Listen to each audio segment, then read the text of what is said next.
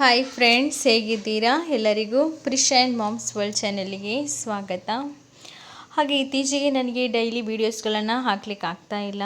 ಹಾಗಾಗಿ ನಾನಿವತ್ತು ನನ್ನ 4-5 ದಿವಸದ ಸಣ್ಣ ವೀಡಿಯೋವನ್ನು ಒಟ್ಟಾಗಿ ಒಂದು ಸಣ್ಣ ಬ್ಲಾಗ್ ರೀತಿ ಮಾಡಿದ್ದೀನಿ. ಹಾಗೆ ಈ ವಿಡಿಯೋವನ್ನು ಕೊನೆವರೆಗೆ ನೋಡಿ. ಇದು ನಾವು ಮೊನ್ನೆ ಸ್ಯಾಟರ್ಡೆ ಒಂದು ಫಂಕ್ಷನ್ ಅಟೆಂಡ್ ಮಾಡಲಿಕ್ಕಿತ್ತು ಮ್ಯಾಂಗ್ಳೂರಲ್ಲಿ. ಹಾಗಾಗಿ ಮ್ಯಾಂಗ್ಳೂರಲ್ಲಿ ತೆಗೆದಿರುವಂಥ ವಿಡಿಯೋ ಇದು.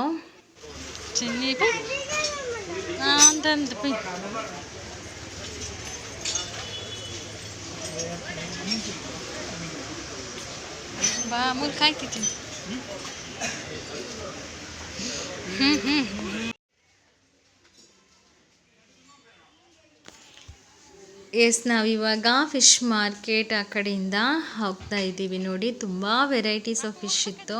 ಹಾಗೆ ಇಲ್ಲಿ ತುಂಬ ಫ್ರೆಶ್ ಫಿಶ್ ಸಿಗುತ್ತೆ. ಇದು ನೆಕ್ಸ್ಟ್ ಸಂಡೇ ಮಾರ್ನಿಂಗ್ ತಿಂಡಿಗೆ ಸ್ಪೆಷಲ್ ಇಡ್ಲಿ ಹಾಗೆ ಚಿಕನ್ ಸಾರು ಮಾಡಿದ್ದೆ.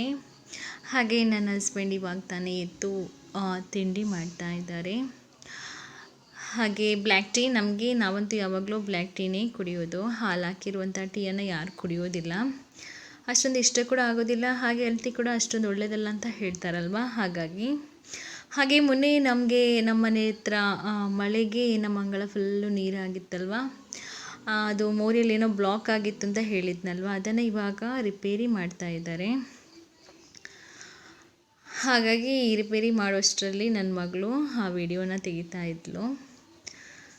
ನೋಡಿ, ಅದೆಷ್ಟೇ ರಿಪೇರಿ ಮಾಡಿದರೂ ಕೂಡ ಅದು ಪ್ರಾಬ್ಲಮ್ ಸಾಲ್ವ್ ಆಗಲಿಲ್ಲ. ಆ್ಯಕ್ಚುಲಿ ಅದು ಏನು ಬ್ಲಾಕ್ ಆಗಿದೆ ಅಂತಲೇ ಗೊತ್ತಾಗ್ತಾ ಇಲ್ಲ. ಅದು ಎಷ್ಟು ಟ್ರೈ ಮಾಡಿದರೂ ಕೂಡ ಇವಾಗ ಕೂಡ ಮಳೆ ಬಂದರೆ ನೀರು ಹೋಗ್ತಾ ಇಲ್ಲ ಕರೆಕ್ಟಾಗಿ. ಅಂದರೆ ನಮ್ಮ ಅಂಗಳ ಅದು ಹಾಕಿರೋ ಮಣ್ಣಾಗಿರೋದ್ರಿಂದ ನಮಗೆ ಸ್ವಲ್ಪ ಭಯ ಆಗ್ತಾ ಉಂಟು. ಯಾಕಂದರೆ ನೀರು ತುಂಬ ಹೊತ್ತು ನಿಂತರೆ, ಅಂದರೆ ಹಾಕಿರೋ ಮಣ್ಣಲ್ವಾ, ಅದು ಆಲ್ರೆಡಿ ಇದ್ದಂಥ ಮಣ್ಣಲ್ಲ, ಅದು ನಾವು ಹಾಕಿ ಅಂಗಳವನ್ನು ರೆಡಿ ಮಾಡಿರುವಂಥ ಮಣ್ಣದು. ಹಾಗಾಗಿ ಅಲ್ಲಿ ಜಾಸ್ತಿ ನೀರು ನಿಲ್ಲಬಾರ್ದಲ್ವ. ಹಾಗಾಗಿ ಸ್ವಲ್ಪ ಭಯ. ಅದಕ್ಕೋಸ್ಕರ ಸರಿ ಆದರೆ ಆಗಲಿ ಅಂತೇಳಿ ತುಂಬ ಟ್ರೈ ಮಾಡಿದ್ವಿ, ಆದರೆ ಆಗ್ತಾ ಇಲ್ಲ.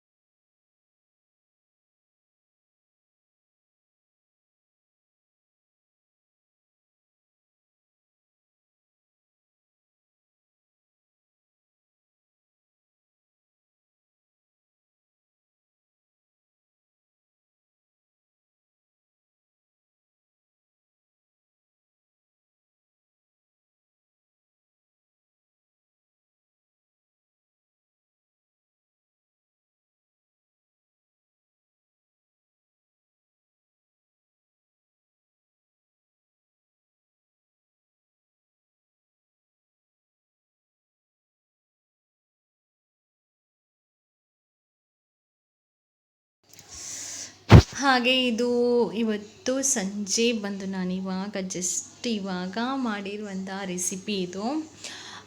ಬಾಳೆದಿಂಡು ಹಾಗೆ ಕಡಲೆ.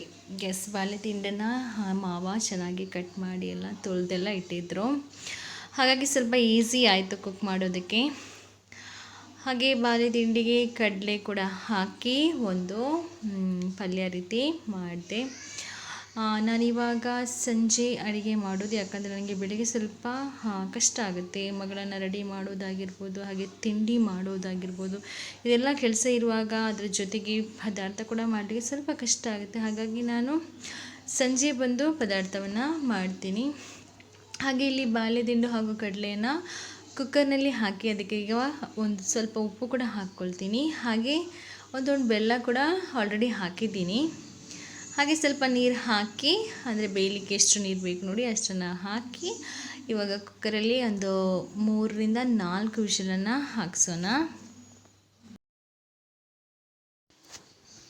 ಇವಾಗ 3-4 ವಿಷಲ್ ಆಯಿತು. ಇವಾಗ ಒಂದು ಬಾಣಲಿ ತಗೊಂಡು ಅದರಲ್ಲಿ ಒಗ್ಗರಣೆಗೆ ರೆಡಿ ಮಾಡ್ತಾ ಇದ್ದೀನಿ.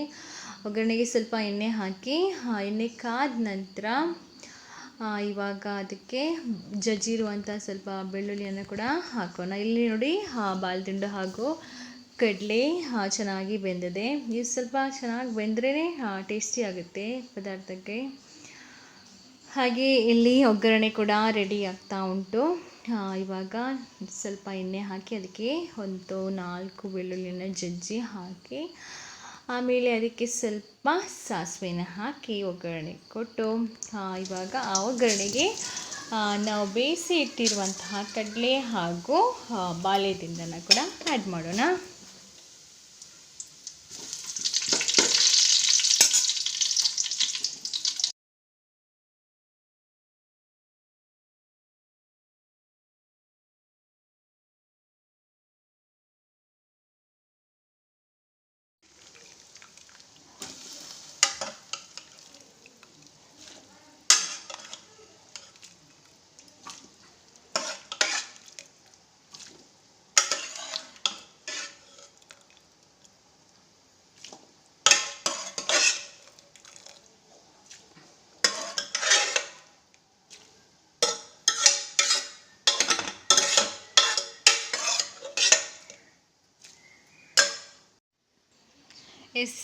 ಇಲ್ಲಿ ನಾನು ಮಸಾಲವನ್ನು ರುಬ್ಬಿಟ್ಕೊಂಡಿದ್ದೀನಿ. ಇದನ್ನು ಜಾಸ್ತಿ ಏನು ಗ್ರೈಂಡ್ ಮಾಡಲಿಲ್ಲ, ತರಿಯಾಗಿ ರುಬ್ಬಿಟ್ಕೊಂಡಿರುವಂಥ ಮಸಾಲವನ್ನು ಇವಾಗ ಬೆಂದಿರುವಂಥ ಬಾಳೆದಿಂಡು ಹಾಗೂ ಕಡಲೆಗೆ ಆ್ಯಡ್ ಮಾಡೋಣ.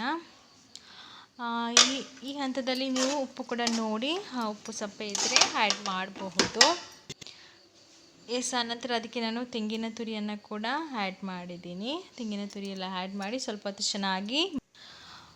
ಚೆನ್ನಾಗಿ ಬೇಯಲಿಕ್ಕೆ ಬಿಡಿ. ಆವಾಗ ಉಪ್ಪು, ಖಾರ, ಹುಳಿ ಎಲ್ಲ ಚೆನ್ನಾಗಿ ಹೀರ್ಕೊಳ್ಳುತ್ತೆ. ಇವಾಗ ನಮ್ಮ ಬಾಳೆದಿಂಡು ಹಾಗೂ ಕಡಲೆಯ ಪದಾರ್ಥ ಕೂಡ ರೆಡಿ ಆಯಿತು. ಹಾಗೆ ನನ್ನ ಈ ಸಣ್ಣ ಬ್ಲಾಗನ್ನು ಇಲ್ಲಿಗೆ ನಾನು ಎಂಡ್ ಮಾಡ್ತಾ ಇದ್ದೀನಿ. ಹಾಗೆ ನನ್ನ ಈ ವಿಡಿಯೋ ನಿಮಗೆ ಇಷ್ಟ ಆಗಿದ್ದಲ್ಲಿ ಒಂದು ಲೈಕ್ ಕೊಡಿ, ಹಾಗೆ ಶೇರ್ ಮಾಡಿ, ಹಾಗೆ ನನ್ನ ಚಾನಲನ್ನು ಸಬ್ಸ್ಕ್ರೈಬ್ ಮಾಡಿ. Thank you.